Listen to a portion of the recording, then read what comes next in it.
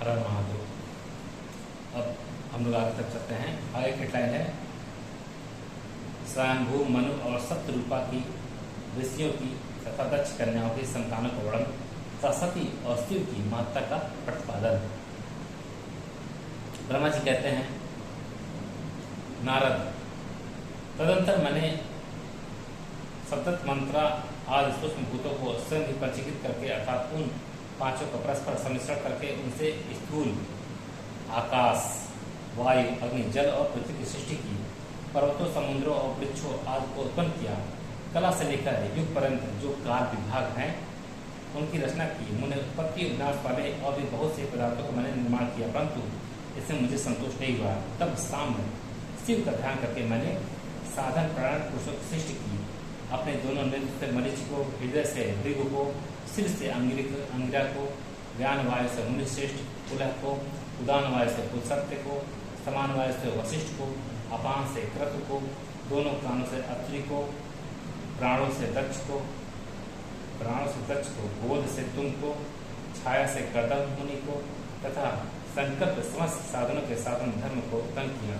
मुनिश्रेष्ठ, इस तरह इन उत्तम साधकों की सृष्टि करके महादेव जी की कृपा से मैंने अपने आप को कृतार्थ माना।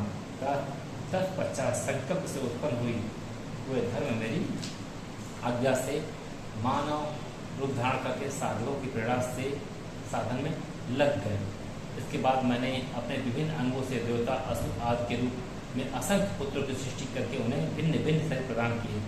मुझे तदंतर अंतर्यामी भगवान शंकर की प्रेरणा से अपने शरीर को दो भागों में विभक्त करके मैं दो रूप वाला हो गया। नारद, आदेश शरीर से मैं स्त्री हो गया, आदेश पुरुष। उस पुरुष ने उस स्त्री के गर्भ से सर्वसाधन समर्थ है उत्तम जोड़ों को उत्पन्न किया। उस जोड़े में जो पुरुष था वही स्वयंभू मनु के नाम से प्रसिद्ध हुआ। स्वयंभू मनु उच्च कोटि के साधक हुए तथा जो स्त्री हुई वह सतरूपा कहलाई।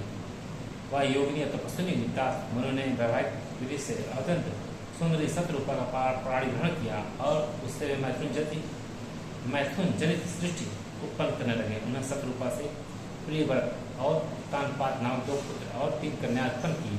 कन्याओं के नाम थे आकुति, देवहूति और प्रसूति। मनु ने आकुति की विवाह प्रजापति रुच के साथ किया।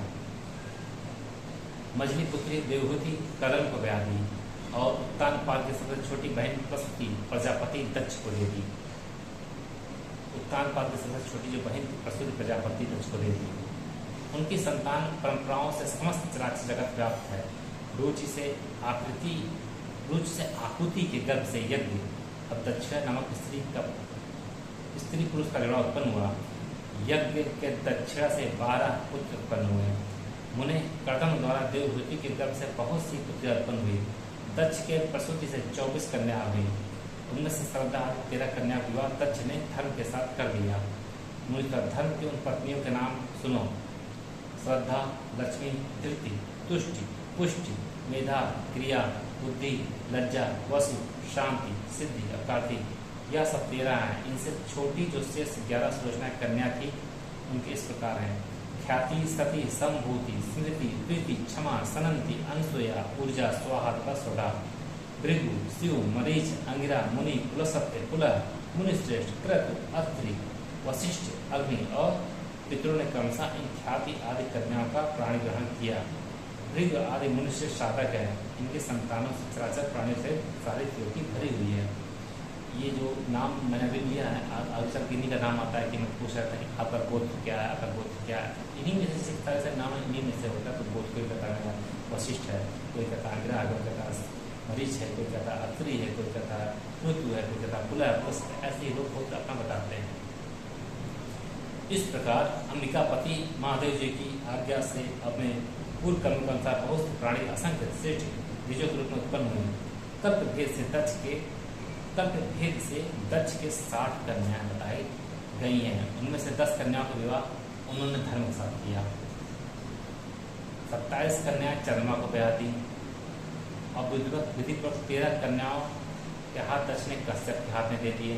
उनमें 4 कन्या श्रेष्ठ रूप वाले तार्क्ष्य अरिष्ट नेमी को ब्याह दी तथा भृंगी, अंगिरा और पिशाचस को 2-2 कन्याएं की। उन स्त्रियों से उनके पति द्वारा बहुसंख्यक चराचर प्राणियों की उत्पत्ति हुई। मुनिश्रेष्ठ दक्ष ने महात्मा कश्यप को जिन 13 कन्या का बुद्धिपूर्वक दान दिया था, उनके संतानों से सारे त्रिलोक की व्याप्त है। बहुत बोलते हैं हम कश्यप बोल रहे हैं। स्थावर और जंगम कोई भी सृष्टि ऐसी नहीं है जो कश्यप की संतानों से शून्य हो। देवता, ऋषि, दैत्य, वृक्ष, पक्षी, पर्वत तथा तीर्थ, लता आदि सभी कश्यप पत्नियों से पैदा हुए हैं।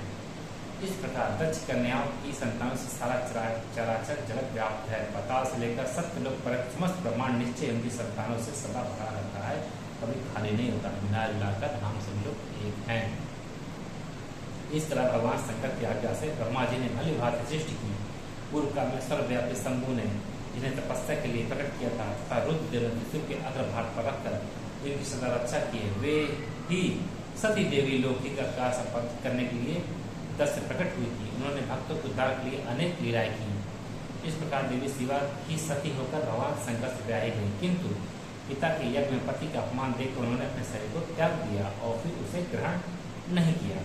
वे अपने परम पद को प्राप्त हो गए। फिर देवताओं की प्रार्थना से वे ही शिवा पार्वती रूप में प्रकट हुई और बड़ी भारी तपस्या करके पुनः भगवान शिव को उन्होंने प्राप्त कर लिया। सुनीश्वर इस जगत में उनके अनेक नाम प्रसिद्ध हुए हैं। उनके कालिका, चंडिका, भद्रा, चामुंडा, विजया, जया, जयंती, भद्रकाली, दुर्गा, भगवती, कामाख्या, कामदा, अम्बा, मृडाई और सर्वमंगला आदि अनेक नाम हैं जो भोग और मोक्ष देने वाले हैं। ये सभी नाम उनके गुण और कर्मों के अनुसार हैं।